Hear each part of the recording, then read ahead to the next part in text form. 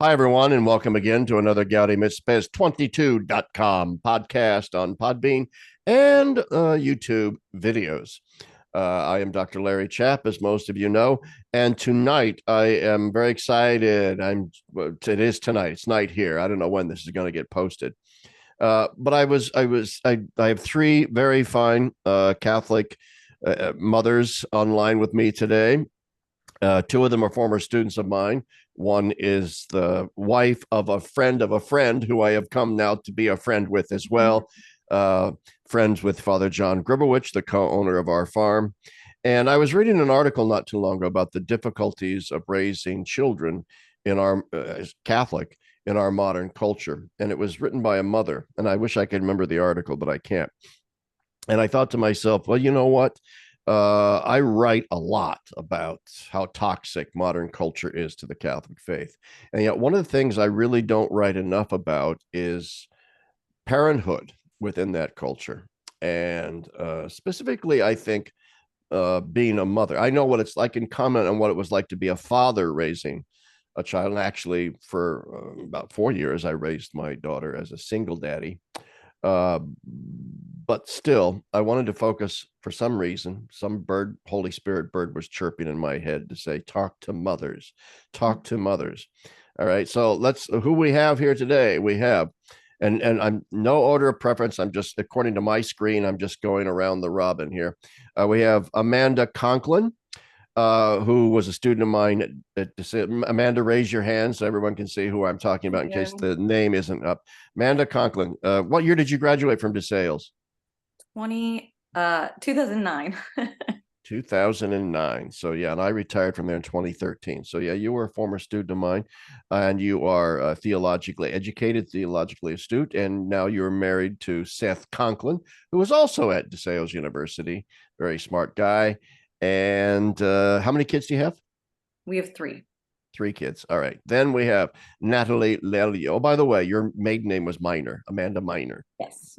So, and now we have Natalie Lelio. Raise your hand, Natalie, otherwise known as Nat, who's married to Tom Lelio, also a student, former student in sales. And you graduated in 2008. That what you just said, Nat? All right. And That is Natalie's correct. maiden name was Antrim. That's right. Is that correct? Natalie That's right. Antrim. Yeah. Yeah, geez, my memory. I'm maybe not as old as I That's thought. really good. And you have Yeah. five kids, Nat? Five? Yes, I have five. Mhm. Five children. Oh, I should say Amanda lives in New York State, not in New York City, New York State. Natalie now lives in Florida, down near and on the west coast of Florida, right? Sarasota area. Sarasota. Yeah, there we go. And last but not least, we have someone who is not a former student of mine, Maria Marzin. Maria Marzin is there. Raise your hand, Maria, wife of Paul Marzin. And Paul Marzin was a friend of Father John Gribowich. And that's how I initially came to know Paul. And then I got to know Maria and actually became very good friends with the Marzins through John. And Maria, you have five kids, six kids? What? I have eight. Eight. Oh my God, You just missed a few. It's fine. I lost track somewhere along the way. You know, I have a lot of friends who have like 7, 8, 9 kids. Our pastor at our church, Father Bergman, has 10 kids. And I swear, at some point when you have friends like that, I think it's about kid number 6, you stop counting. Totally. You just say, they have a lot of kids. Exactly. you can't remember. So 8, my goodness, yes. 8 kids. And you've had some struggles too with health wise with some of them. So that's an important thing to talk about. So I want to, if you feel comfortable anyway, talking about that. But anyway, I'm going to open with just a very, and what was your maiden name, Maria? It was John. That's right. It was Maria John. Mm-hmm. That's right. I don't know how I could forget that. I remembered Antrim and Minor, but not John, because Gribowich told me that many, many times, actually.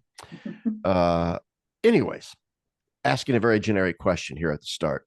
What are the primary challenges that you can identify that you've experienced as a Catholic mother in today's world in trying to raise your children as Catholic? Some of you already have older children who are like teenagers.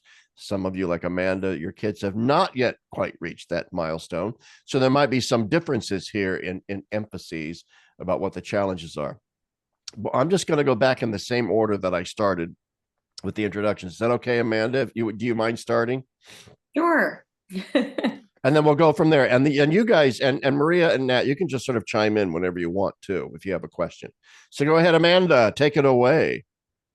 Yeah, so honestly, I think it's hard being a mom in general, even just taking out the Catholic part to begin with in today's culture, because I think motherhood is still viewed sometimes as a burden in itself, or you know, something to put off to pursue other things. And so I think that in general makes it hard to be a mom. But obviously the Catholic aspect makes it even harder. Mm-hmm. So one of the things that immediately came to mind when you asked that question was the amount of screens and devices, and so therefore information that our children have access to. We're really blessed. Our children do go to a private classical Catholic school. So thankfully, a lot of the other parents are of like minds with us, and their kids don't have 1,000 smartphone devices, etc. So we're not hearing a ton of, why can't I have that because all my friends have it? Because I think that is a huge difficulty navigating. My dad was a New York State trooper in the computer crimes unit for many, many years. And this is even before we've gotten to the level we are now. Yeah. So I'm just aware of all of the garbage that's out there. And so that struggle of not wanting to bubble your children, but also wanting them to be children as long as possible, and forming them so that they can navigate that when they are exposed to Yeah. those things. So Well, that's a huge topic, the topic of all the various devices. And so we will come back to that. But you also raised a good point, Amanda, which is that it's just tough being a parent, and specifically a mother in general right now. Forget even right now the Catholic parts. Just being a mother, period, in today's culture is difficult. And so the Catholic part just sort of compounds that. So let's save that question of device. Did you have anything else you wanted to add before I go on to Natalie? I mean, it's just no. I'll play off Okay. of whatever. Yeah. Okay. Yeah. Yes. Well, yeah, exactly. That was the idea too. So take it away, Natalie Lelio. Same question, or you could rephrase the question if you think it's a stupid question and ask your own question. But go ahead. Amanda took a lot of what I was going to say, but I'm going to go in a different direction, talk about my own personal Yeah. struggles with parenthood. I didn't anticipate the amount of mental anguish it is being a parent, and how that plays into like your mental health, even without that Catholic piece. And then seeing that part of like, oh, I have to raise my children in this faith, and not letting that just fill you with fear and stress is another thing you have to do right among all the other things of parenting. Instead of it just seems like it's one of those things among other things, because the culture's throwing this at you from every direction. And then you have this feeling that this Catholic, the most important way of raising a family, the way to be raising your family, is like among that chaos. And it's not. It's something completely separate in and of itself, and trying to come back to that all the time, knowing that that's the core of your family and that's the core of who you are. And it's always like a self check. It's always, am I living out what I'm telling my children to do? Like, are we displaying these traditions? Are we living this out? Not just telling them what they should be doing or what they should believe, but actually living it out as parents. And like, are we praying together as spouses? Like, Yeah. you have to be living it out, especially when your kids reach that teenage year, as they're toddlers and everything. It might be all fine until they reach that teenage year, and then you're trying to ingrain the faith in them, and you see kind of where you fell short in all of that. So being in this culture where everything's antithetical to Catholicism, that's supposed to be like ingrained in the culture. It's supposed to be what you live and breathe and smell and taste and all of that. And now it's just like if you're into that, that's cool, part of culture. And it was just never meant to be that way. So it makes life very, very difficult in raising children, especially when they reach the teenage years and they're like, well, I don't get anything out of church because everything is for entertainment. So I guess that's my main struggle, is seeing it as something among a bunch of other things in the culture, of in the chaos, and really just coming back to that core and really passing that on. Yeah, so much packed in there. I'm going to say, just as a side note before we go to Maria, just be aware, puberty makes young boys really stupid. Having gone through it myself, and having been a young boy who was intellectually precocious and bookish and all those sorts of things, I can say with supreme confidence that when one reaches puberty, you don't give a damn about books. All right. As a boy, at least, I did. That's a joke. Of course, I did continue, but they weren't the high priority on my list of priorities. No more, no more, no more. Once I hit puberty. And so I'm not being too self-disclosing here. I think this is almost a universal facet of, as I like to say, nature is extremely unkind to young boys in that regard, but unkind to young women in other ways. But anyway, I don't want to dominate the conversation. There is Amanda brought up the issue of technology. You brought up the issue of, and I want to come back to that. You brought up the issue, Nat, too, of then just the sheer stress of being a mother. And so before I go on to Maria, I just want to lay out some issues that we can talk about as we go forward.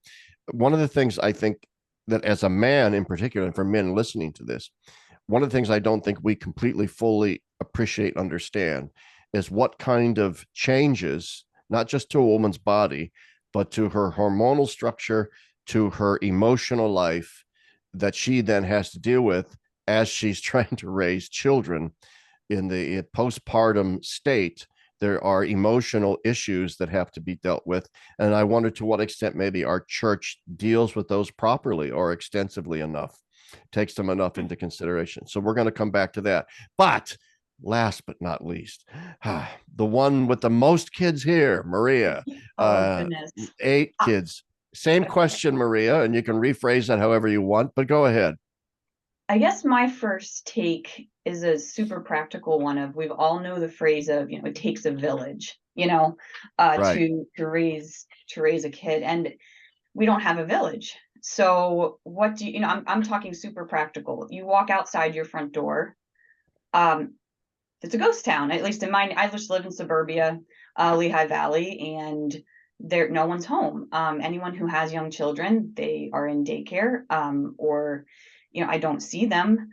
So on a daily basis, as a mom, you feel very isolated, and you kind of, that becomes talking about emotions. That messes with your emotions when you don't have that village to help you raise your kid, where you can just, we don't have multi-generations living with us. We don't have just the help that almost the entire existence of motherhood has had. And so I agree with both Amanda and Nat. Like, we're kind of at a disadvantage from the get-go trying to figure this all out. Just being on an island, being by ourselves. And that feeling of, and I would say it's consensus among moms, that they would say they just kind of feel like they're trying to find people. And as far as the Catholic goes, let's think about, I can only speak about my, grandparents. My mom went to the school 2 blocks from their house, the Catholic school that was attached to the Catholic Church, that they did all of their sports activities and all of their extracurriculars with, all within walking distance. You walked to the park that was 10 minutes away. My mom said she would take her 5-year-old brother with her to the park, and they'd come back when it was dinner time. We're there, thinking we have to entertain our children from 6 a.m. to 7 p.m. every day, and it just wasn't meant to be that way. Yeah, and you can't let them go to the park because they might get abducted. Like, you can't, it's gotten play out violent in their front yard. Yeah. Oh, that is so true. Once again, I don't want to dominate at all, but there is a generational divide that I even experienced, such as that when I'm a baby boomer, tail end, born in 58. And when I was growing up in Lincoln, Nebraska in the 60s, as just, between the ages of 50, 1 and 10, there were kids everywhere. And Right. in the summertime, my mom would simply open the front door, and all four of us boys, kids, not boys, all four of us kids she'd go out and play. And she knew she was free really until lunchtime when we would come Right. back in for lunch. And we would ride our bikes down a mile to the grocery store, or we'd play. There was a big park across the street from us, or we'd just play football on the street or vacant lots and so on. My mom didn't care. No, and because she had all, and every other mom in the neighborhood they were all stay-at-home moms, and it was all the same way. And they would get together and have coffee during the day, and there was a real community there for them. There was no isolation. And then I became a parent, and so this was in the 80s, and then into the 90s. And no way, no way, no way would I have ever let my daughter go out and even play on the front yard by herself Right. without being me watching her constantly to make sure that some jerk didn't come by and Right. scoop her up. Exactly. So that fear factor, right? That only adds to the sense of isolation. Right. Mhm. Right. Because all of a sudden you feel like you have to create a fortress, a bubble, and that only It sort of makes it 10 increase. times worse when your hormones are all wacky, like you said, Okay, Dr. well, let's Jack. come back to that then, since you raised the topic, and you can lead off, Amanda.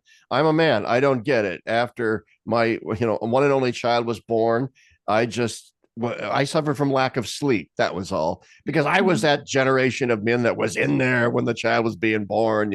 All right, dear, do your breathing and all that kind of stuff, right?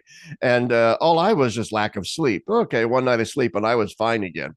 But that's not the case with women. So go ahead, Amanda, describe your experience.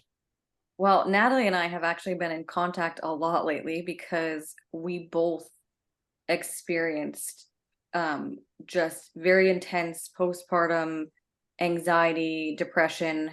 And a lot of people think of that as happening, almost immediately after birth. For me, it was like a year and a half after I'd had my Hmm. daughter. And I had actually stopped breastfeeding, and I think that kind of Oh, influenced that did it. See, That's the I've same learned for me something, too. because I would have just assumed that it was something that happened within a few weeks of giving birth. Well, and my Mm. doctor, even my primary, when I went to him, just because it had been so long, was sort of like, well, you have generalized anxiety. And so, yeah. Well, at least it has a name, right, Amanda? Or like, you're tired because you're a mom. And it's, Oh, so I had to take it upon myself, contacting Natalie, other people that I know, to find someone who specialized in hormones. And even then, I'm still on this roller coaster of um, figuring out how to balance things. And we're also living in a culture where even our own female doctors don't know about our hormonal systems because, really? well, Really? because, yeah, because everyone's put on birth control and that's the solution to everything. So you'll go Oh, you'll go to the oh, that's right. OBGYN and they literally won't know how to tell you how your own body should function because it's the birth control band-aid for everything. And so it's very, very difficult to navigate that, especially where I live is like super rural. There's not a lot of specialty doctors or naturopaths. And so it's been a whole roller coaster. And So you're doing what all you this while you're raising so kids. yeah, so what you're raising then is actually then an issue with regard to the postpartum stuff that is going to be more Catholic specific with regard to devout Catholic women who don't contracept with the the hormonal pill. Right. That doctors, and even female doctors, are not going to know what to do with you other than to say, here, take this pill. They don't even know what to test, half of them. They'll test your basic panels or whatever and say, well, everything Yeah. looks fine. So we don't Oh know yeah. what's wrong with you. We've Yeah, and all I had think that. And you know what? And that's something even men can relate to. We've all had that experience of feeling like total garbage. I once went a year with a mystery illness, and you go to the doctor and, well, your blood work is fine. It's okay. Okay. No problem. And well, that's your opinion. But anyway, enough of that. Let's go to Natalie. And then I want to come to Maria, all talking about this same issue. Or if you want to go into something else, it's fine too. But I think this is a really important issue to sort of focus on right now, the issue of and whether or not our church communities, not just the medical community, but the church community is supportive enough in this domain as well. Go ahead, Natalie. That's interesting, the church piece and the whole. Yeah. When we moved down here, I started a mom's group. Well, Tom started it for me. I was in the midst of moving. I had a horrible pregnancy where I felt wildly depressed. I was very sick and trying to meet new people down here, moving from Pennsylvania to Florida. So he started a mom's group, and there was just so much interest in it. We were blessed with volunteer. There's a lot of old people down here, and a lot of old people that have grandchildren in northern states or whatever. So they like the opportunity to watch the kids, and while the moms meet separately. And so it went really, really well. And I feel like that's super important, because when you're dealing with all these crazy hormone things, it's very really it feels very lonely and like it's not real. Like if you feel like you are imagining it, it is just very hard to explain, but it seems like an imaginary thing. But when you talk to other moms, it's like this universal understanding. Maybe they don't deal with postpartum depression to the point where it's a clinical thing or generalized anxieties that has a fancy name all of a sudden, but every mom has felt that loneliness, that darkness and anxiousness of raising a human life and knowing that you are responsible for this life. And being able, like what Maria was saying, not having that village. I think in church, you need young mother to, even not just the young mothers, but the wisdom of mothers from every age of raising children is really important too. This group was just young mothers, but I was part of another mothers group where we had some older people in it. And that was just mind blowing to see the wisdom of how, as you grow in age, the things that you learn. And so I think that's super important. I think it and is I too. think it's extremely lacking in the Catholic Church, because nobody that's a mom who just had a baby who's experiencing postpartum depression, if it's not at your church, is going to wake up one day and be like, I think I'm going to start a mom's group. You know, you're too in the hole at that point. It needs to be established already. Oh yeah, because one of the things that men can perhaps sympathize with here is men too can suffer from depression. It might be of a different kind, but it's not as if we cannot, in a sense, sympathize with a woman when she says, I'm undergoing depression. And I know, having been depressed at times in my own life, that you do reach a certain state of depression where a certain paralysis sets in, where you, even if remedies are offered to you, you say, well, I don't really even care enough to care enough. You're asking me to care about caring, and I don't even care about caring about caring. So just take your solution and shove it, because I don't give a damn. I mean, it engenders a deep and powerful cynicism that can really then create this downward vortex of darkness. But anyway, and I want to come back to also, in some sense, sometimes the postpartum changes can be permanent, both physiologically and emotionally. I know two women, one woman I know who, after giving birth to her second child, developed epilepsy, and it was permanent. I know another woman who, after her second child, developed lupus, and she still has it. And so I can only imagine that there might also be emotional changes that might be semi-permanent, and personality changes that can be permanent. And that has to be, I think, dealt with and taken into consideration. But anyway, once again, poor Maria. I should have next round of questions. Maybe I'll start with you. Maybe we'll do that. But anyway, go ahead, Maria.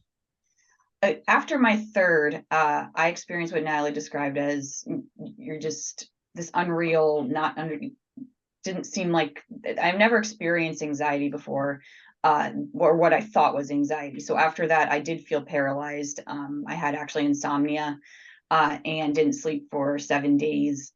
Watching my baby sleep next to me at night, it was very traumatic. And so I went to the doctor, did all the things, started with a therapist, started with some medication. And that really was the beginning of I would say, my my healing, that I feel like is continual, but was the start of something really important. And so I still go to therapy. I still take medication to help with my anxiety. I haven't stopped since my third. I'm on number, 8.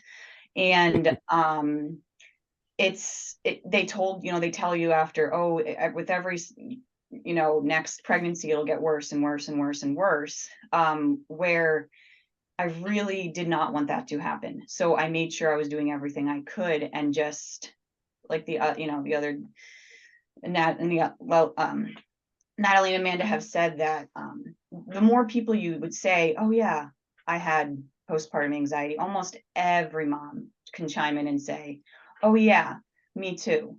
And I would say things are much better now as far as awareness, amongst moms. The medical world is really far behind, but us moms, we kind of look out for each other now. At least that's my experience. I feel very called to check in on a new mom. I think what's important to understand too is when you're going through your prenatal care, you're seeing your doctor monthly, then bi-week or monthly, and then every 2 weeks, then every once a week, and then every day. It depends as you get closer to your due date, depending on your issues. Once you leave the hospital, 2 days after you give birth, you don't see your OB for 6 weeks. You're just, here's your Wow. baby. Yeah. Go home Yeah. and Go see you in home 6 and weeks to see if you're healed up.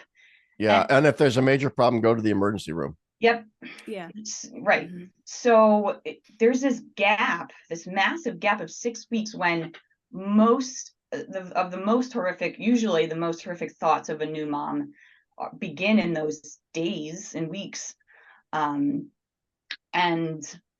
Is the first baby worse, Maria, and then it gets better, or does it? I can't remember what you said. Does it get worse opposite, with they it? Worse. say It it got gets worse with worse each one. with each. That's what you said, right? It They got say worse that's what with they each one. say.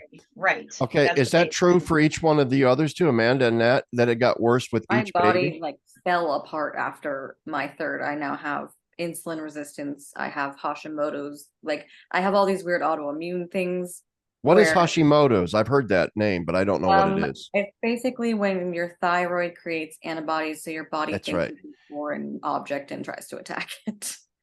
So to And me, Natalie tried to murder Tom. I know that. No, I'm just kidding. I don't mean to. I don't know why that popped into my head. But anyway, so well, that's right. So okay, so you developed like permanent physiological problems, like I said before. But I want to come back to Maria too. Now, Maria, you're free to not share anything at all or something, but you also have had children with some major health issues.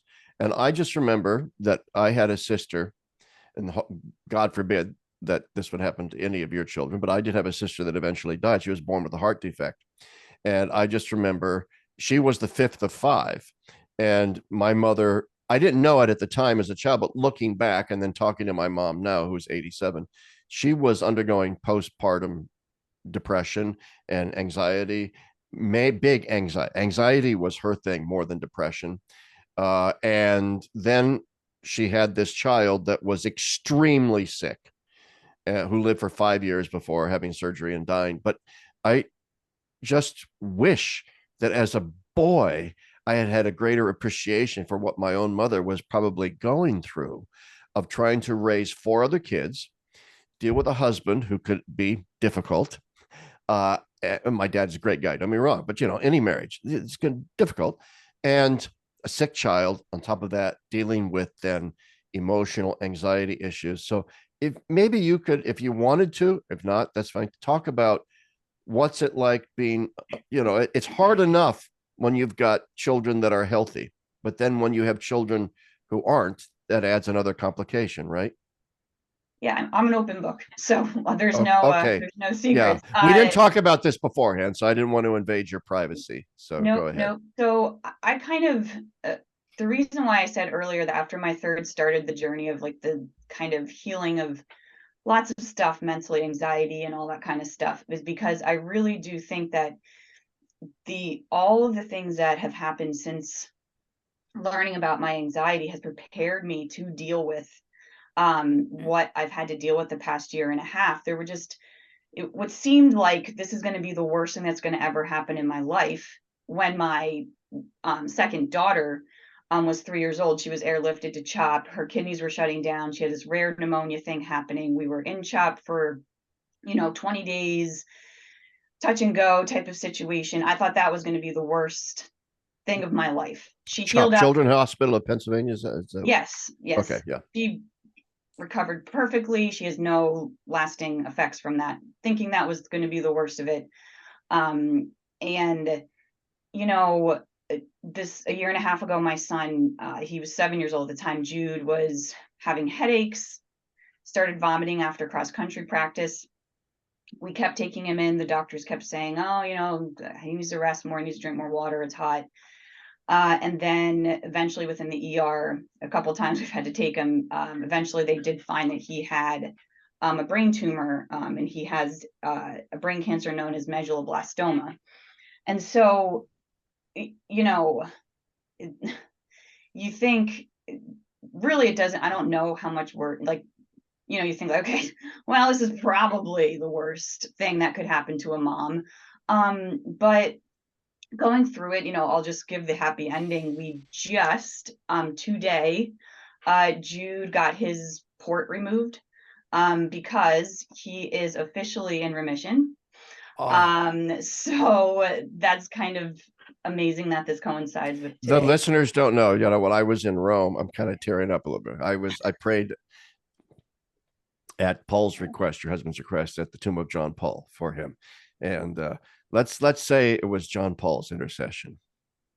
Absolutely. Dorothy Day, John Paul, we have been so many. And I know, Larry, you and Carrie every day in your prayer, in your little chapel, adding his name to your prayer, your midday prayers has meant so much to us. But so having that happy ending, knowing that, but what you go through as a parent, brain surgery, hearing the words, radiation therapy, your family's going to have to live apart for 6 weeks as your child is in one, city, or the rest of you are in another. Unexpectedly getting pregnant, 3 months into treatment. Obviously, we all know how pregnancy happens, but the method of natural family planning I was using was accurate, but I was certain that I knew better. Did not. But so getting pregnant, thinking this is, what are people going to think, just going through these emotions, and then the day in and day out chemotherapy routines, and the throwing up, and the being a mom. Yeah, I was homeschooling all the kids at the time, and this just, God is just so good, because I was listening to a podcast by, her name is Bonnie Landry. If you homeschool your kids, you have to look up her podcast, Make Joy Normal.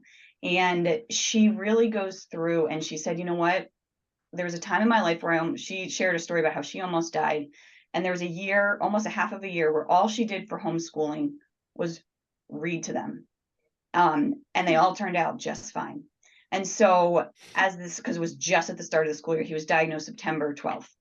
So we were right at the start, and I just thought, what else can I do this year? And so we just read that year for school together, not every day. And they did some math, they did some writing. But I didn't stress over school. That was a huge thing not to stress over. That was a huge gift not to have to worry about school for that year. And just the support from so many around, and realizing that suffering is something that everyone has in common, and thinking that this was the worst thing that could ever happen to any mom. That's not true.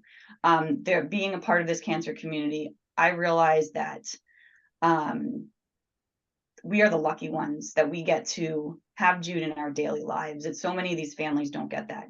And, Right. Right. you know, it was an eye opener. So understanding that, because our suffering was kind of on our sleeves day in and day out, myself, you know, God wasn't like, Maria can handle this. We're just going to dump this on her, you know, and God, I'll take, you know, he'll take care of the right. He does. That's not how this works, right? It's, we all have suffering. He didn't choose me to be the mom of Jude to have cancer. He allowed me to be the mom of Jude. He's not mine. You know, Jude's is the Lord's first. And we say that as moms, but to truly go to that place in my heart of like, you know, laying him down at the altar and just being like, nah, I believe you, you know? Yeah. Yeah. And Yeah. here we are. So we have a happy ending, but so many don't. But I think the key takeaway is that every mom suffers, and our suffering is what we can use to make us better moms. Yeah. They do. We do all suffer. And before I move on, I will say you're so right, Maria. That was so moving, and I am very happy to hear about Jude, um, because not all outcomes are happy ones. And in the case of my own family, my mother, it was not a happy outcome at all. And you know, I remember. I mean, and that's a pain. You know, none of us have had to go through it, thank God. But we can imagine it, and we can imagine that it would be a pain to lose a child that would not heal. And I remember that many years after my sister died, she died in 1972. My own daughter was born in 1988, and my mother visited her for like a year after we had moved back to New Jersey for me to get my PhD. So my daughter was about a year old. It's 1989. My mother came in, and my daughter looked shockingly like my sister when she was that age.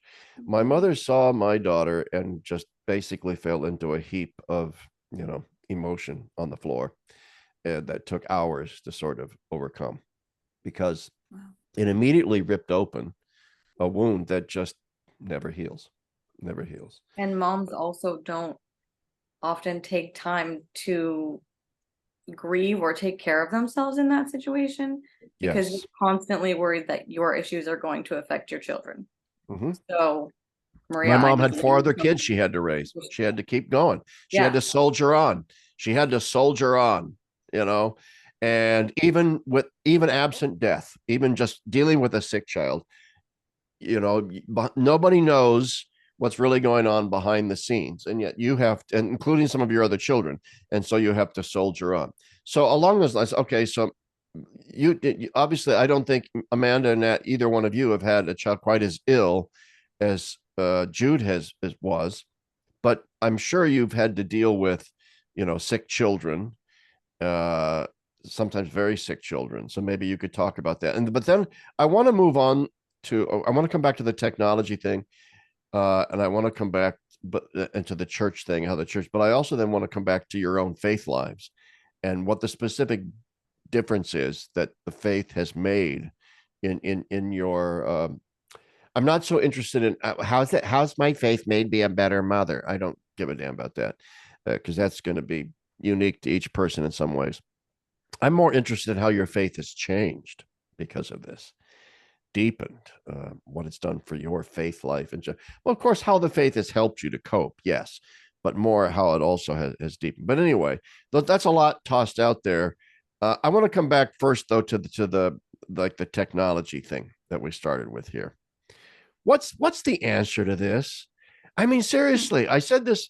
You can fight this only so long, and you can shut off your TV set, and you can shut off the interwebs, and you can take the smartphones away. You can shut all that, but you can't shut off your culture. At some point, your children are going to gain access to the culture via the digital world, the virtual world, and so on. So I don't have a clue what to do about that. Maybe you guys do. So let's start with Amanda and then go around. What I mean, what's your oldest child right now? 3, 4, 5? So she's 10. 10? No, that means I'm really old. Damn you. Yeah, we I have a don't, 10-year. damn it. It just seems like yesterday Oh, oh my you're God. telling me. No, for crying out Yeah, loud. we have a Okay. 10-year-old So, and okay. 9-year-old. All right. So you're up in it now. You're about to hit it. Okay. Oh yeah. So, So okay. So what about this technology thing? And then we'll go to Nat and then up to Maria. so the biggest thing, first of all, that just clicked off in my mind is we have always tried to be very open with our children, have conversations with them, um, talk about good pictures, bad pictures, even from a pretty young age in an age appropriate way. I think part of that was, like I said, my dad's line of work growing up. I've known the dangers and I've, Mhm. know how early children are exposed to like pornography and things like that. And so we've always had age appropriate conversations with our kids. I love my parents dearly. Obviously, they did a great job raising me, I'd like to say, but both me and Seth I agree think that's debatable, Amanda. Come on. that I don't want them to watch this and be like, she's saying we're terrible parents. But Yeah. we even wanted to be more open with our children, even than our parents were with us. And Right. so, I mean, Seth, just recently, we actually, I know it seems like a bit young maybe to some people that we've had this a basic sex talk with our kids at 9 and 10. Um, but it was coming up, there were questions that were happening, and so we had a basic sex talk. And afterwards, we were like, thank God that was the Holy Spirit, because we had no idea how we were going to approach this. We had talked about, like, we know it's coming. How do we, is there a book somewhere? Like, we know these things, but how do you say just enough and not too much? And it was such a Holy Spirit moment. And one of the main things that stands out to me is that at the very end of the conversation, Seth said to our children, I want you to promise me that if you have any questions about this, you will come to mom and dad. You will not search the internet for it, because there are things out there that could hurt your heart. And daddy saw things that hurt his heart at a very young age. So you will never get in trouble. We want you to Good. ask us questions. And they were very attentive. And of course, that led to that night and the night after, just weird questions. But but that, I think, is honestly one of the biggest things you can do, because like you said, they're inevitably eventually at some point going to be exposed to the culture. We Yeah. want them to be children as long as possible, but you also don't want them to just be totally blindsided when it happens. And to create that relationship that they will come to you, hopefully, when Yeah. they see these things or have questions, I think is probably the main thing. And we are certainly not perfect at that. And But I think too, and I would add to that, um, and I think I was somewhat successful with this with my own daughter. It's often said that a parent should not try to be their child's friend. And that's true, because you need to be a parent first. And that sometimes means setting down the law and all that. But it's also true that setting down the law, so to speak, can come to be seen as simply an extrinsic oppression on the child, especially as they move into adolescence. If the child does not have a strong emotional friendship with their parent, you know, I often see, like, I think it's more common with mothers and daughters than fathers and sons, but sometimes with fathers and sons too, where as you mature into adults, you really do become like my daughter. My daughter is really good friends with her mother, and my sister is like chums with my mom, and I think therefore it is important to develop a kind of parental friendship, let's put it that way, with your children, so that they do, like a good friend, feel like they could tell you anything.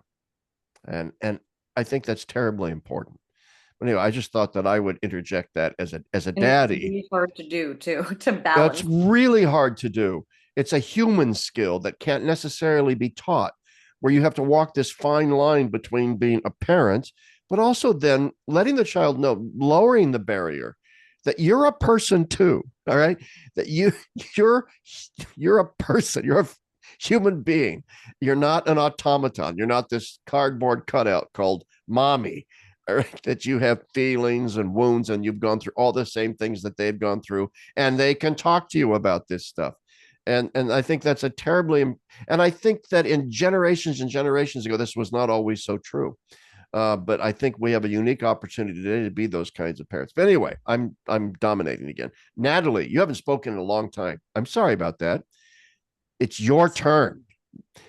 No, it reminded me of when with my daughters, sometimes they're very, very chatty, I think, as a lot of little daughters are. And sometimes I just don't have the mental stamina to engage in conversation and pointless questions. So I have to say to them, Mommy is just, I am so tired, and I need you to stop asking me questions right now. Like, I need you to respect my time. Like, and they've come to realize that I'm not good at hiding my emotions from them. I've cried in front of them. And, it's interesting because I don't remember my mom crying in front of me ever. And I think in the past, like you said, there was this kind of, you had to pretend it was all okay, or I don't know, but they've seen me come apart quite a few times, and they've really developed a lot of empathy that I've seen. And even with me, just seeing like mom's a human too, and she really needs us to pull our weight here in cleaning up after ourselves. We're still working on that, as all parents are. But I just wanted to kind of add that in when you said that. It kind of reminded me absolutely. of that. Yeah, absolutely. But also with the screen stuff, you have the dangerous things, like obviously pornography and all those very, very dangerous rabbit holes they can get sucked into on the internet. But you also have things that seem okay and seem fine, but really there's like a deeper, there's like a deeper harm. Like, for example, the stupid YouTube and all of these different content creators that create, like, there's this whole channel where little girls play with Barbie dolls, and the girls want to watch other kids play Barbies on a screen. Or, really? Oh you my have God. oh yeah. And you have like boys that, like the cool guys, like I'm thinking of like Dude Perfect, which is like harmless to an extent, but it's like you're not being present in your own life anymore. Just so the viewers know, You're missing time. you have a teenage boy. Yeah, I have my oldest is 14. I have three Right. boys, and they're the Yeah. oldest. The girl's the youngest. The oldest Yeah. girl is So you 9 have years old. So do you have any other teenage? You have three boys, but how many of them two are teenagers. teenage? I have a 14 and 13-year-old. So they're young Okay. teenagers. They're So just you're really entering into dealing with this technology thing right now, big time, right? Yeah, but I feel like I have been. I feel like I have been, even since they're like my girls. I'm struggling with that too, because they will watch these little girls go to their gymnastic classes, and they have these perfect families that live in these perfect houses, and they're watching this and being entertained by this and think that this is how their life maybe should be. So like it kind of pulls them out of the God-given world that they were put into, and it kind of wastes their time, like, of being who they're created to be, in a sense. So I always say to them when I'm like, no YouTube, live your own life. Like, I'm always telling them, like, live your own life. This is your life. But so I could see as an adult getting sucked into some of those content creators, too, as well as an escape from There's the two things, reality of two things to worry about. trends. And we'll go to Maria. It's the content. Yeah, you've got things like pornography or, violent things, or just, girls watching other girls play with Barbies, whatever. There's the content to be worried about. But there's also, the old Marshall McLuhan thing, the medium is the message. And the fact is, it's a medium. And I say this in full recognition that it affects me as much time as I spend now Oh as yeah. a 65-year-old adult on the internet. I sense it in myself. You become far more passive as a thinker, as a person, as a learner, and you stop having ambitions. You stop having a drive to do something in the real world as you live entirely in this screen. And so, we could come back and talk about, does this have a crippling effect on our children's ambitions in life? Does it make them overly passive watchers and viewers and moviegoers, and not active participants in doing something interesting with their lives? I find that's an interesting question to me. But anyway, Maria, Yeah, I think how what old I is your see oldest, Maria? I think this is important. 13. Yeah, Okay, my so oldest daughter's 13, and then 11 and 9, 3 girls, and then mixed up towards the bottom. But it's kind of a new thing for me, the technology thing, because they just weren't in, like, of course TV and stuff, but they just weren't really interested in the whole texting world and all that kind of stuff. And I really have just I just asked my people, families I look up to. I kind of just get their input. They've gone through it. My neighbor across the street has 11 kids, and her oldest is 22 and her youngest is 3.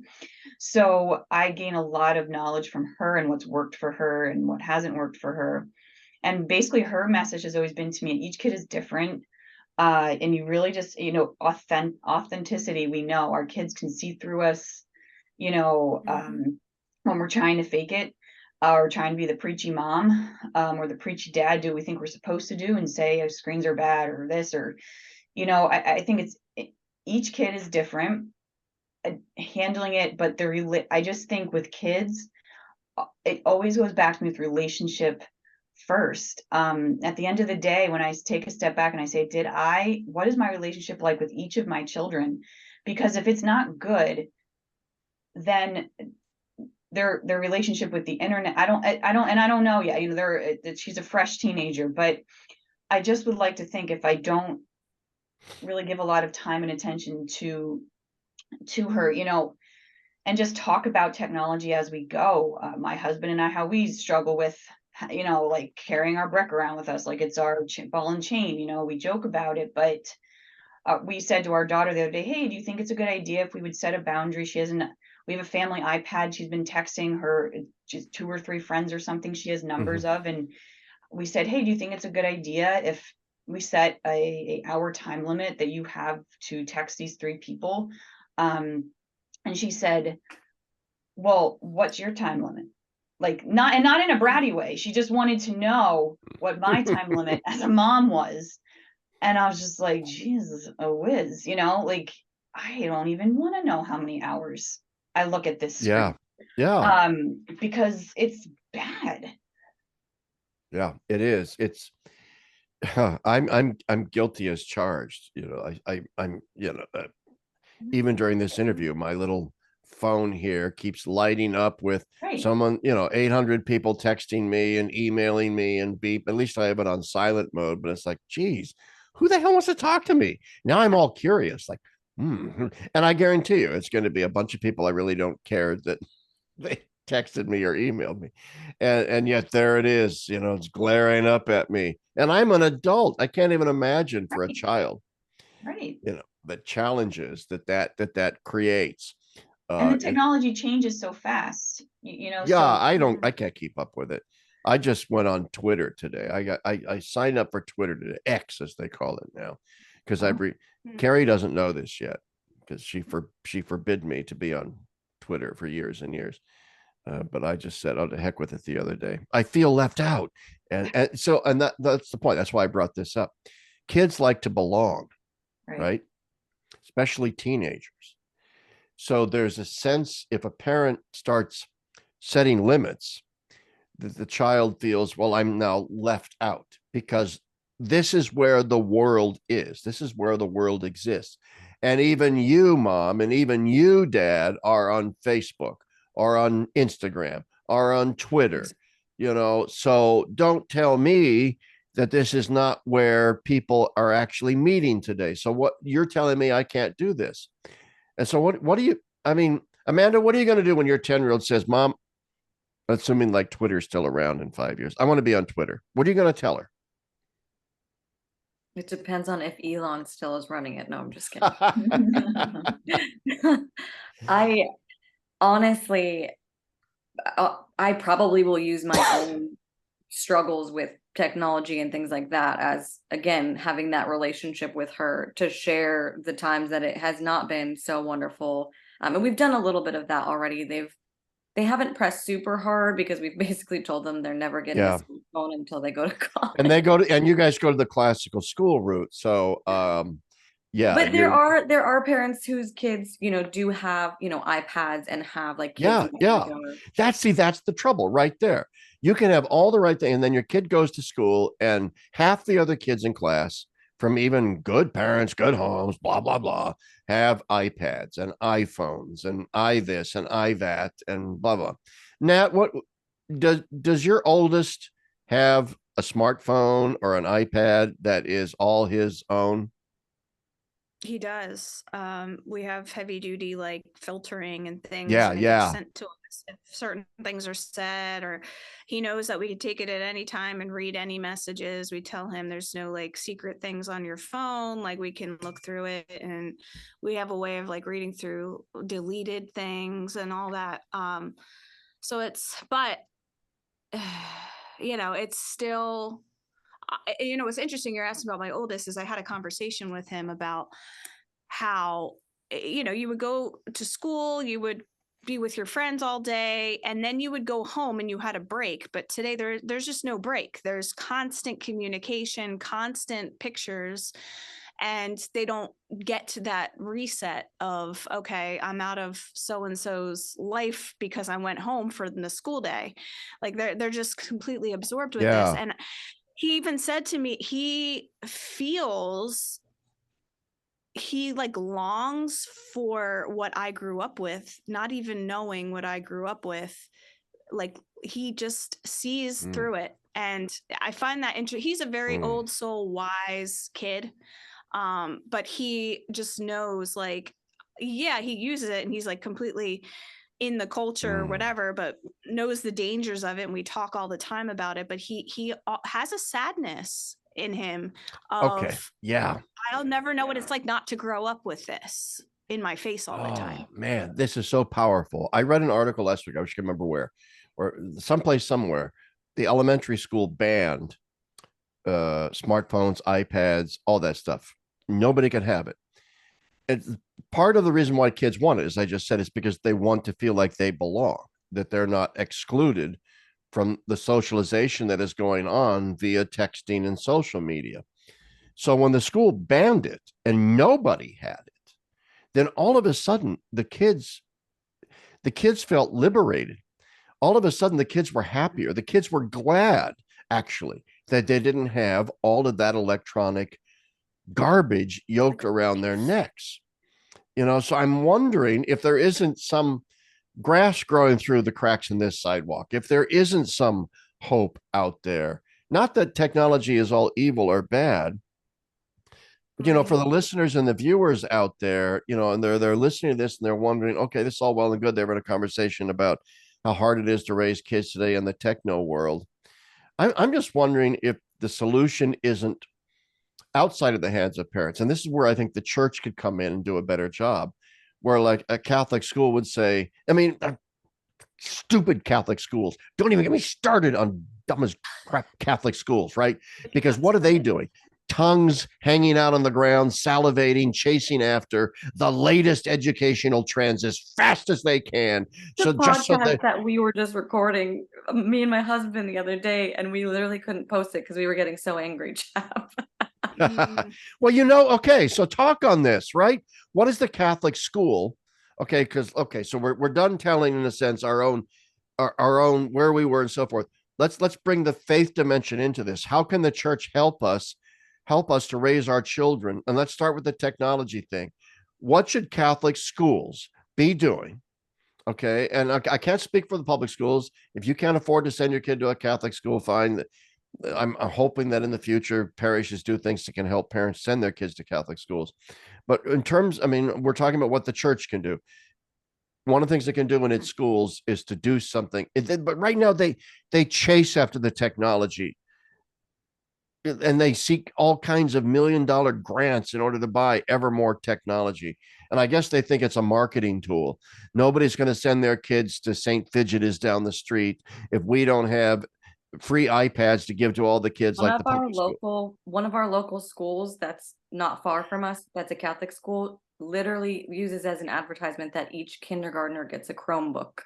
And I was horrified when I got that in the mail. I actually said to Seth, they're using this as a positive selling point. This is so bizarre to me. I would immediately march into the office and say, why in the world does my kindergarten need a Google Chromebook? Yeah, you've just lost my child. I'm removing my child. Maria, what do you did you send your kids to Catholic school, Maria?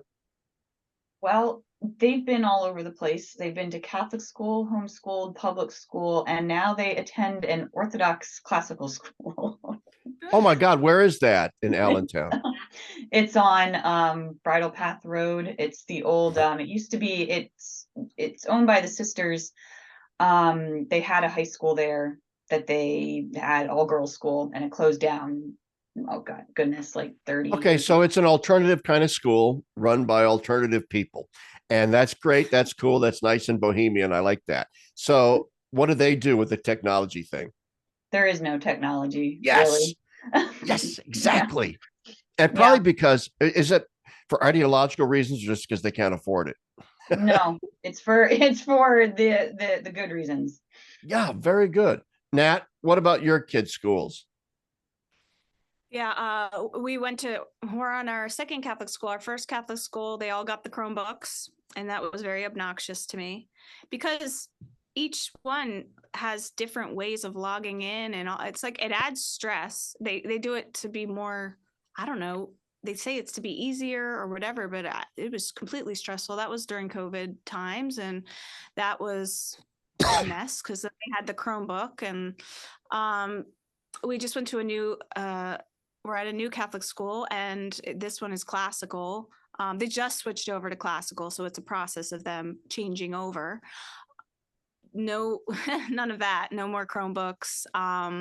The technology, it's just smaller. It doesn't have all the bells and whistles that the first school does, and I could see such a big difference. It's really interesting how it's like simpler. It's simpler, yet there's been so much growth in my kids from that simplicity that it's just really mind-blowing, and I think it has to do with that lack of all the bells and whistles that the other classical I keep saying classical Somebody, Catholic yes, school has. somebody used the phrase once, electronic fog. And Mhm. I think one of the things that children suffer from today is the fact that this complete saturation of their lives with the digital world, with the online world, is so complicating and creates a fog. I have to believe because I sense it in myself. And so I'm going to retroject my own 65-year-old feelings back onto the 10-year-olds. You you have to, because we're all just big kids, right? You have to think that there's a relief factor when that goes away, right? Yeah. Do you guys see this in your kids? Like Well, at times, like when you're on vacation and maybe for 8 hours nobody's doing anything but riding that water slide at Disney World or whatever. I hate Disney World, but yeah, like I yeah, want but to blow up Pinocchio in that stupid Small World ride if I had a chance. But I think they demolished the Small World ride anyway, didn't they? I don't know. But I wanted to set a bomb off in Pinocchio. I hate Disney World. But anyway, I that's my former students know that this I is feel, yeah, I was gonna say, I feel like I'm back in class. my anti-Disney rants. But okay, so forget that. You go to Disney World and you spend a day riding, water slides and Dumbo rides or whatever it is you do at Disney World these days. All right. Isn't there a happiness that you see in your kids when they don't? Maria, let's start with you, Maria. I mean, obviously you have experience where you go on vacation and nobody's got their like iPads with them. Isn't that kind of liberating? Tell me that it is so that I have some hope here. Well, of course. I mean, there's even, doesn't even have to be vacation, just being at the school they're at. My third grader comes home with dirt on her, kilts and dirt all over her shoes because they have two recesses and they go on nature walks, and she's building a fort around Yes. next behind the tree Wow. during recess, so I want to go to this school. right. It's amazing, and it's just been the biggest blessing on Show our me, family. dad, dadgummit, show me a kid that doesn't love building a fort. And I don't care if it's girl or boy. Right. Show She's a me a 9-year-old girl. kid that Yeah. doesn't love building a fort. You Right. will never have the experience of building a fort if your nose is stuck in playing some video game, on a computer or whatever. Are you familiar with the show Alone? No, I am not. Yes. So it's really basically it's a show where they put people in the wilderness and have them learn survival, like Love they that already know show. survival skills and try to survive. So when I tell my kids to get off their screens, they're mad at me at first, and then they go outside and they play alone together, and they Yes. build big fires, and I'm just laughing because there is a sense of like, okay, we're doing something right, because they're still kids and they're still having imagination, and they're and same, my kids go to a school with very little, no technology really. I mean, they teach them basic typing skills at some point, but it's very low technology, and I really, it It's allows just, kids to be kids for longer. it's so Mhm. great. I mean, when I grew up, there was a field across the street from me, just a kind of a wild field. I don't even know who owned it. And we loved to play over there.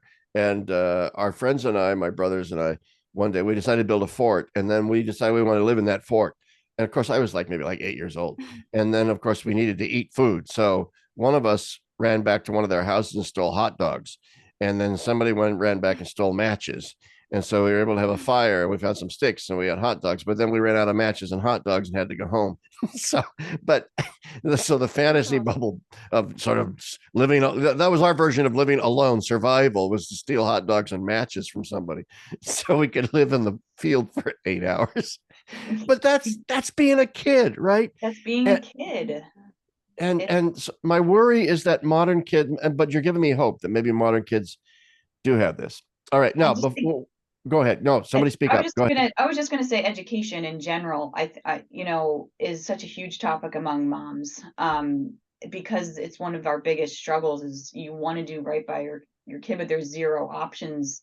For us, there were zero Catholic options to send them to. And so being an Orthodox school, the name of the school is Chrysostom Academy, and I thought that would be an issue at first, but it has not. It has actually just strengthened our Catholic faith because it's so similar, but a lot of their ancient, because it really hasn't changed, right, since the schism, but it's our tradition too, that I think we have lost a lot of. Um, I'm just lost my train of thought. I was going with education. Oh, but the point of education is not to spit out, okay, you're going to be a computer tech, you're going to be a nurse. Okay, so go make money Yeah. and live life on the side. These schools, like the purpose of education and the purpose of schooling is supposed to help the child develop what their God-given gift is, nurture that, help it grow, and then send them out Yeah. to society, not standardize them so that everyone has this score and that score. That doesn't even Yeah. make any sense. Oh boy, it sure doesn't. And oh, God, there's so many things I could say in response to that, but we're like at an hour and 10 minutes here. We're not. There's so many more things I want to talk about.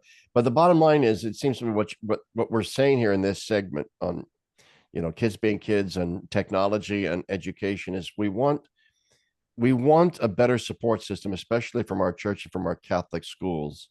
You're going to the Orthodox school, you've got the classical school, and now Nat's got a different school that she's sending.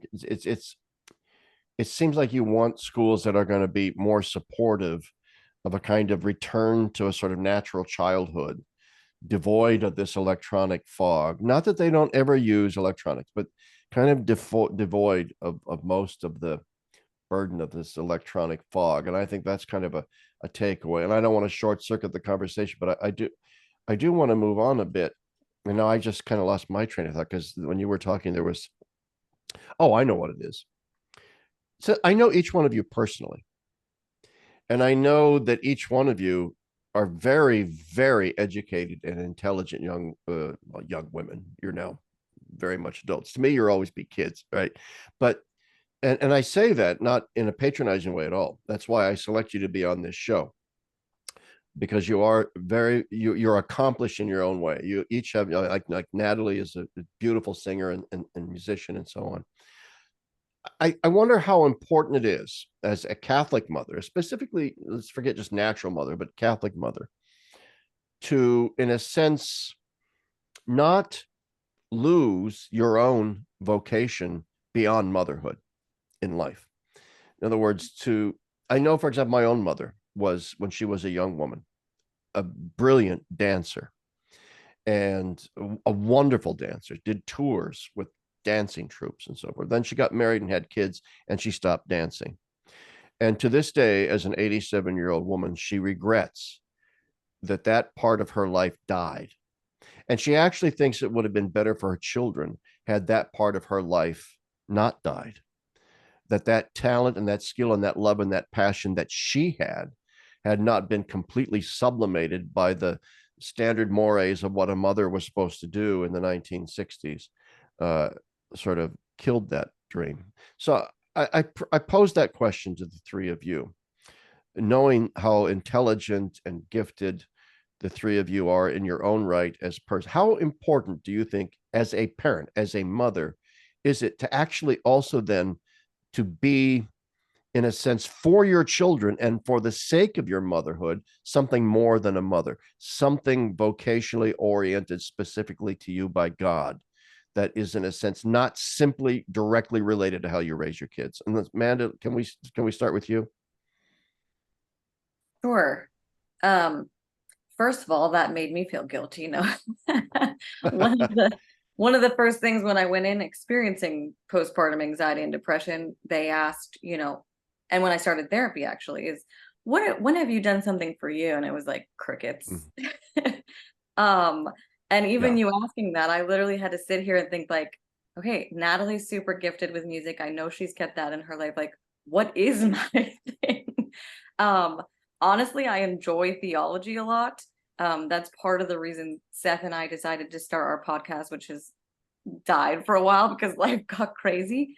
But Podcasts have a way of doing that, trust me. yeah. Um, and I do enjoy painting.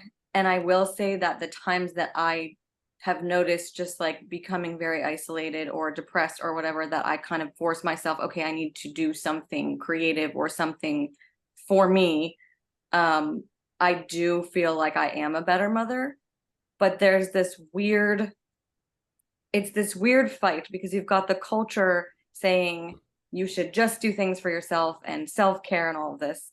And then you have the church where um I at least feel constantly like I have to give everything to my children. And the whole idea of like a mother, like this is my body on one side, but giving your body almost like eucharistically on the other church side. So it's kind of this battle of Yeah. taking time for you, but not like too much time. But I will say that yes, when I take time to do something that I'm passionate about, I think it is good for your kids to see you being passionate about something other than packing them school lunches or Well, that's my whatever. point. I'm not asking, we all have to be virtuosos or something. And I certainly didn't make you feel guilty. But I do remember, Amanda, that you were a brilliant theology student, exceptionally gifted theology student. And that doesn't mean you had to go on for a master's and a PhD and become a theology professor. But you yourself brought up you're interested in theology and so on. And it could be something as simple as that. That's kind of what I'm asking here. To have that aspect of you, something you truly love and enjoy, to not die, that you just not allow that part of you to die. And I wonder, and I'm not making any conclusions from this. I'm just thinking out loud about how important I think it is for parents to, in a sense, retain their own personalities, to be who they are as well. And this is not at all buying into a secular agenda of saying you've got to be a separate person from you. No, your primary vocation is to be a mother, absolutely. uh, but I'm just wondering within that vocation if there aren't sub vocation and so on. But anyway, Natalie, you actually you've continued on with your singing, right? Yeah, so I took a break for a while there, and actually had like lost a lot of the skill or whatever, just weakness and when you don't use your instrument, like it gathers dust. So I don't remember what it was, but I think around I want to say probably how old's my youngest is 6, so like 7 or 8 years maybe, I got back into it. And it was really, really healthy to get back into it. I just recently started cantering at church again, and I've been finding that very healing in a lot of ways, to get back into something that is a gifting from God, and knowing I'm supposed to use that gifting. And yeah, so it's been healing in a lot of ways. And I can see how it's really aided me in a lot of ways, because Absolutely. Yeah. yeah, you need to like model to your children what it's like to live out your vocation. So like they need to see you using your skills. They need to see you. I have written here, I was just taking notes when Amanda was talking, because she was just like, I was just thinking of a lot of these things, and just like, even with your marriage, like living out your marriage as that comes first. Like my kids Yeah. know when we want to go to bed and we want to spend time together, you're not invited to that time. Like setting down that law of like, this is your time. You guys can like read together, you could play a game, like this is our time together, and you need to respect that. Doing date nights, like right now my kids are at home. My boys take care of the girls, and so we went out on a date night, and I'm here able to do this podcast because we've instilled that in them, to respect our authority and respect our vocation of marriage, and live that That's out great. as a model.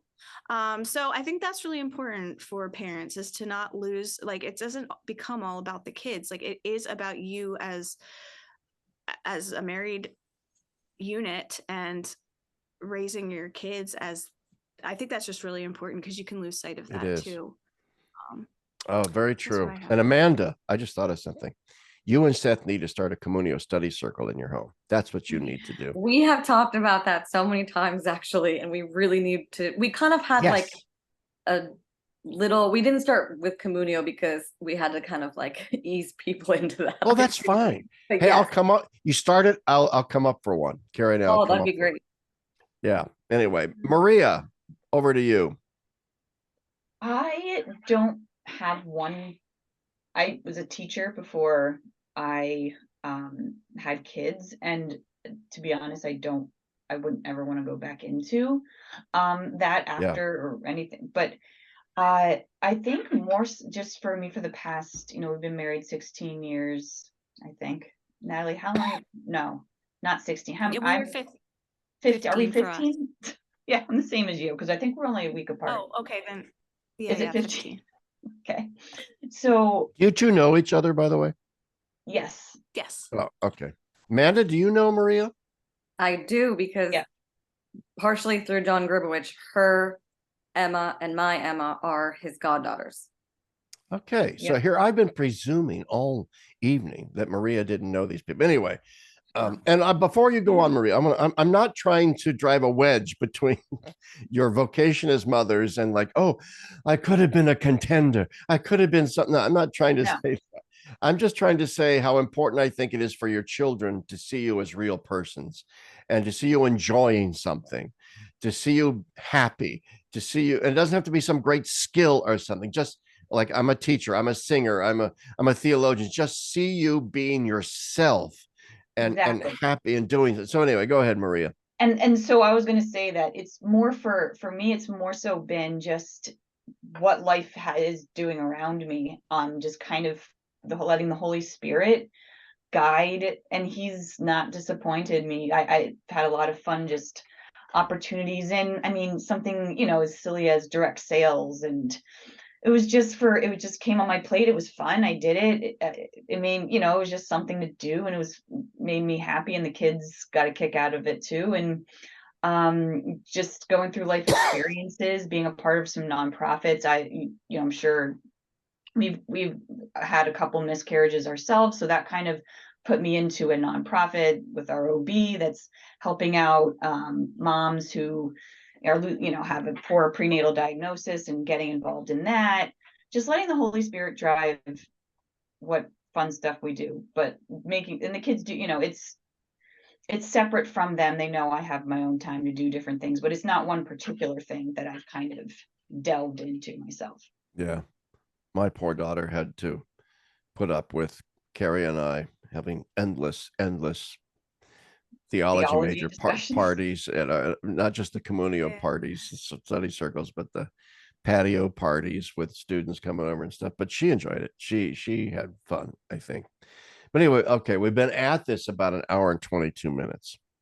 And I hope I can beg upon your patience, both yours and my listeners, because I do, before I get out of here, I do want to do a little round robin here, and maybe we could even do a part two to this. I want to discuss how this has affected your faith, because I know that, I mean, you are all faith-filled people, you know, in college and so on. And when we have faith in college, it's always filled with all this youthful idealism. But then, you know, the rubber hits the road and you have kids and you're married and you have to pay bills, and you have to exist within the boredom of a typical bourgeois suburban parish. Uh, so how has parenthood and just family life changed your faith life, if it has at all? Amanda, let's start with you. You're stunned. Or is she froze? Is there? Oh, Oh, I she's think she froze. froze up. Oh, she's not stunned. She's she, she's She's not. gone. Oh, she is She's like the stunned. dead parrot sketch on Monty Python. Oh He's no. not dead. He's merely pining. All right, pining for the fjords. All right. So yeah. So we lost Amanda. Maybe she'll come back. Natalie, well, same question. Maybe that's a sign from God that we're supposed to end now. But I do want to get at least maybe a teaser for part two in here. Nat, you go ahead. It's definitely given me a different perspective. Just I've been rooted in my faith a lot. I was actually having a conversation with my very faithful girlfriends that I hang out with and talk to on a daily basis. Or I was like, I wonder if we would have been friends back in high school, because parenting is it's really like a boot camp of craziness that you go through, and it gives you this different perspective. So you're living in this faith, but you're not necessarily called to experience it the same way. But there's this deepening and this Mm-hmm. there's suffering, but there's also joy. And I just never anticipated how aggravating being an adult was going to be. And just like this, just looking Oh, back that's on the line on of the my, night.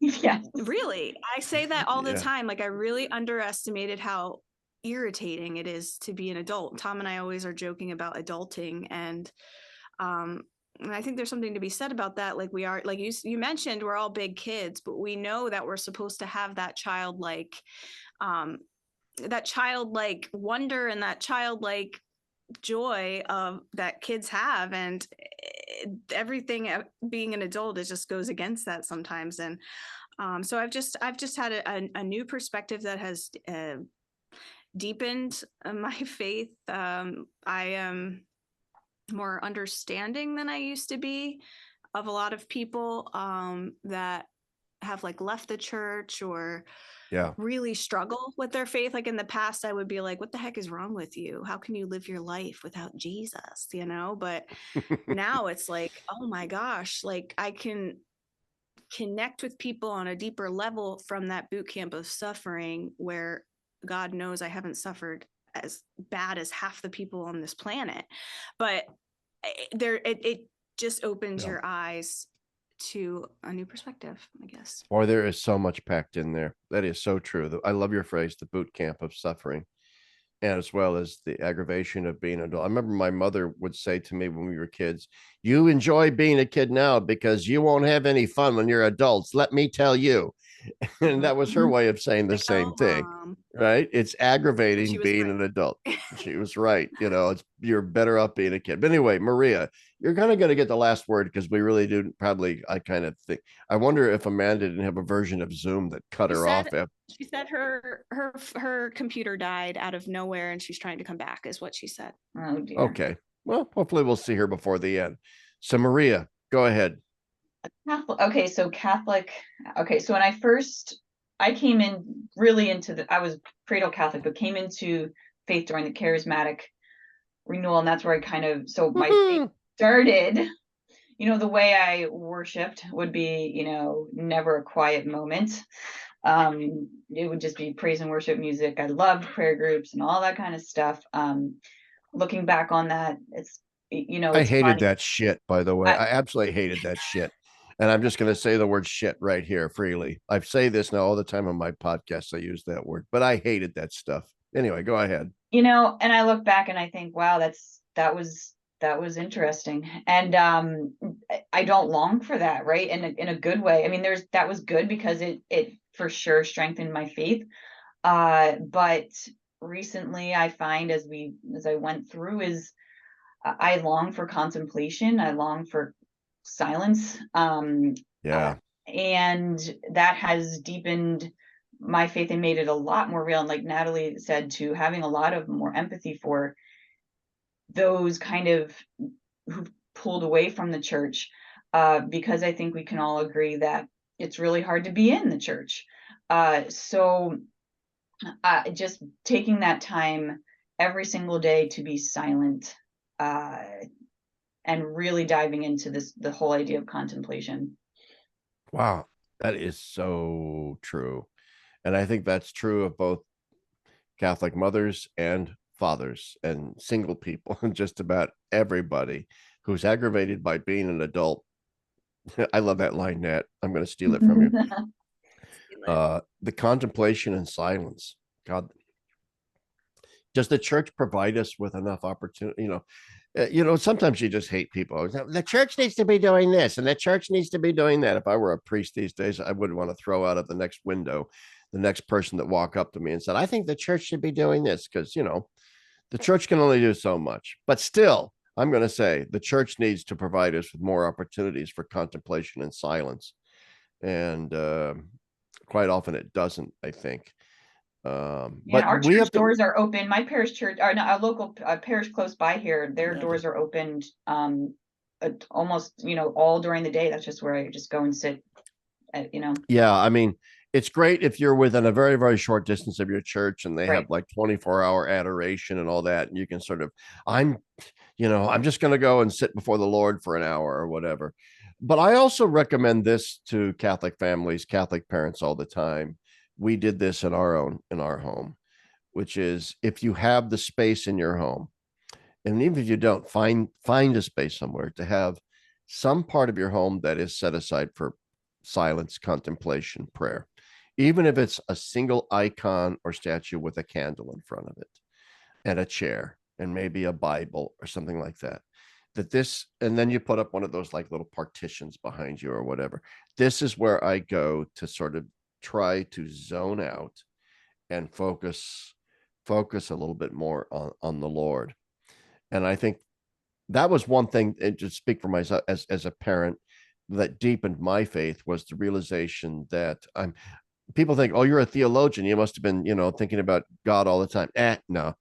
You guys study theology, it means I got to get this book and I got to get that book and I got to footnote this and footnote that and blah blah blah. And what did Hegel say about this? Oh my God! And I got to read Heidegger. What the hell's that all about? And that's not faith. And one of the things I discovered quickly as a single daddy, especially at DeSales, trying to get tenure and all this, to hell with theology, and I had to find a space in my apartment where it was just me and Christ and prayer and so on. Otherwise, I would have lost my brains. I would have lost my mind. And my faith changed too, because it went from being this very dry, dense theological faith to this, Lord Jesus, I swear to God, Lord, I don't ask much. Just return my sanity, would you please, Lord? Or else I might kill myself.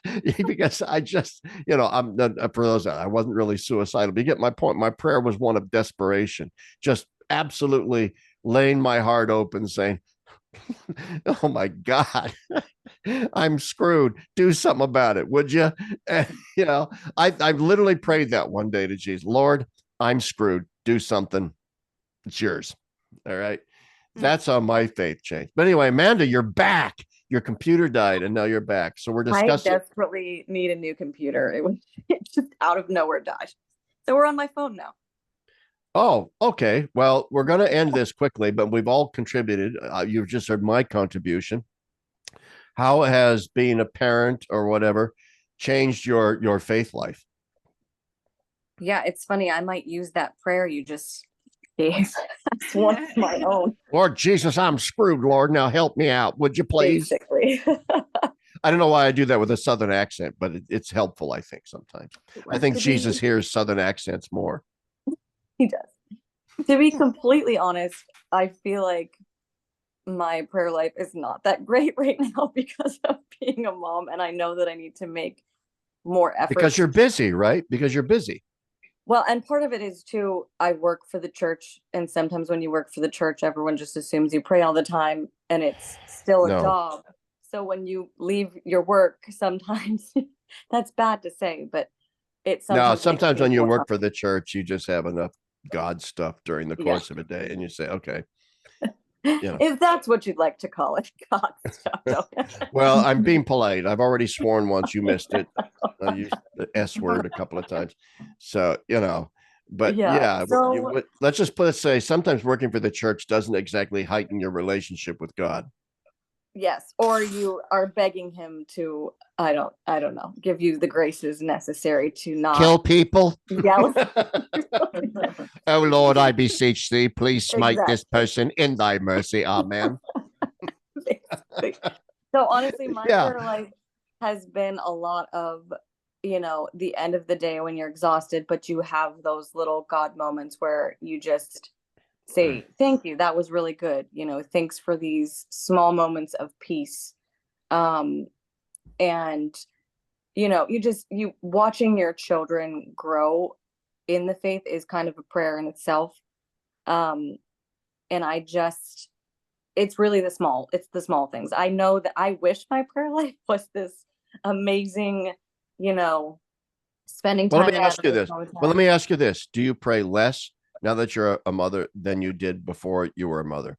Were you a prayer, a It's real, just different, I think. Like I don't yeah. really I can't I shouldn't say I can't, but it's not often that I get to sit down and pray a full rosary because you're interrupted 27 times and you don't remember where you are. And so I want to be able to do that, but it's more so now just little moments of gratitude or those prayers that you shared, like, please, Lord, I need this. I need my kid to stop Hey, throwing up or whatever. I'm going to now make a confession on YouTube and podcast to all after 4 years of blogging, and it is this: I don't like the rosary, and and I don't say that trying to discourage people from praying the rosary. I mean it very personally. That I have. It's not like, oh geez, rosary's a bad concept and I reject it. No, it's I find it unbelievably difficult to pray an entire 5 decades. Well, that's not even the whole rosary, just the 5 decades. I find I get, halfway through the second decade, and it's like, okay, uh, can I read something now? uh, how many Hail Marys do I have to say? Okay, what is it I'm supposed to be? And okay, I have to pray Hail Mary and think on those words at the same time. I'm supposed to be contemplating something else, some mystery or something or other. And I can't do it. And so I usually get halfway through a rosary and say, I'll finish this later. And I don't know how many of my viewers and listeners are now saying, oh my God, Dr. Chapp doesn't can't get through That's a rosary, that's but I the can't. headline of I the can't. I podcast. just can't. Now I Chat don't know gets what. the So rosary. anyway, this is trying to be sympathetic with you, Amanda, that when your brain gets cluttered and you're busy and so on, I'm like I said, I'm not anti-rosary. I'm just saying it in that sense, maybe the rosary is a good discipline for me or people like you and me, where it forces you to sit down for at least what 15 minutes. You don't have 15 minutes that you can sit down and do this. So anyway, Yeah.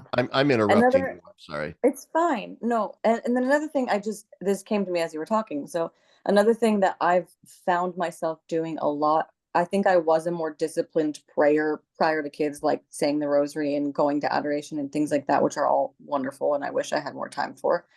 I think I've found myself relating to Mary and the saints in trying to join what I'm going through in some sort of way of thinking about what they went through. So, and please tell me if this is heretical, because I hope it's not.